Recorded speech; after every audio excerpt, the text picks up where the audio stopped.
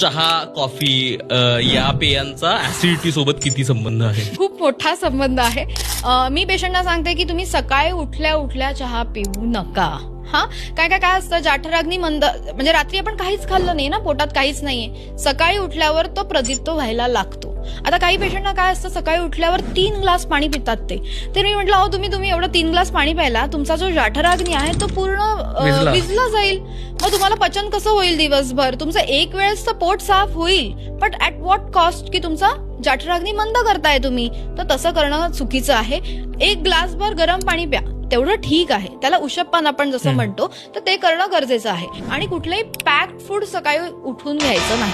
आता कॉफी आपल्याला पॅक्ड येते, चहा हा पॅक्ड फूड आहे, तर मग आपण ते का घ्यायचं? तर आपण नंतर घ्या ना, तुम्ही दिवसातून 1 ते 2 वेळा ठीक आहे, पण सकाळी उठल्या उठल्या न घेणं हेच उत्तम. कारण काय, तर त्याची पीएच व्हॅल्यू तुम्ही चेक केलीत तर चहाची 6.8 आहे, 6.5 आहे, तर ते ऑलरेडी ऍसिडिक आहे. आणि ज्या पेशंटना ऍसिडिटीचा त्रास होतोय त्यांनी तर हे पाळलंच पाहिजे.